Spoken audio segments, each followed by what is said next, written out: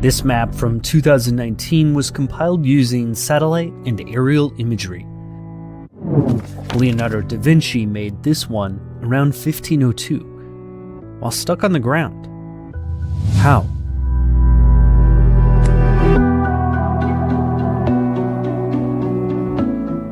When infamous Italian politician Cesare Borgia brought Leonardo da Vinci, the guy who drew this portrait, to the city of Imola, it was as a military engineer.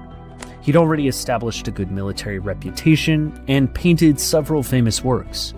When Leonardo was installed at Borgia's newly acquired fort, one of his duties was to help Borgia learn the territory.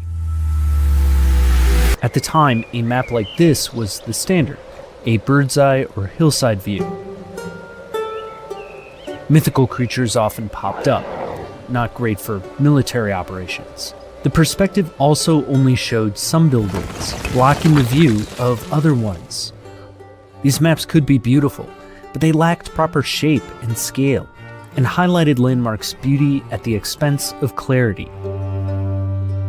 Leonardo needed to show Imola as an iconographic map, an idea that Vitruvius, a Roman engineer and the guy who inspired this, had described.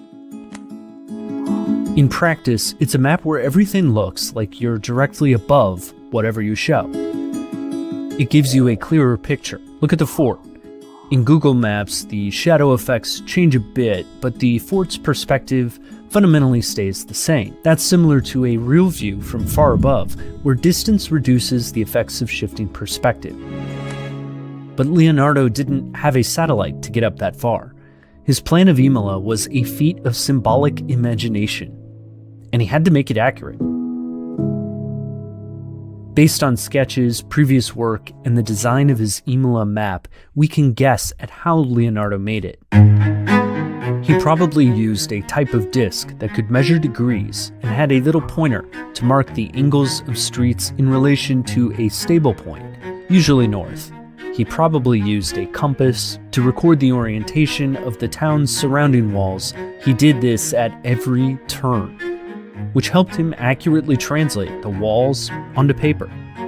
Note the circular shape here, overlaid on the map. To establish scale, Leonardo also needed to measure the distance between all of these angles. He probably paced this out by foot, or maybe using an odometer, with wheels that turned gears that measured distance by dropping a ball into a bucket at set intervals. With the angles and distance together, he could create a plan hundreds of years before anyone could check if he got it right. This stunning map from 1551 by another Leonardo shows the potential Leonardo da Vinci's method had. All of these early iconographic maps have asterisks. This one was spotted with its own inaccuracies and artistic flourishes, a reflection of the scope of the project. In turn, Leonardo's Imola had quibbles too. He probably used parts of previous surveys and other artistic techniques. It also appears that he measured the town's walls precisely, but took more liberties with the angles in the town's interior. But even with artistic license, this remains a map of more than a fort and a town. It's a transition from a geography of myth and perception to one about information drawn plainly. It's a map of Imola, but in the early 1500s, it was a map of the future, too.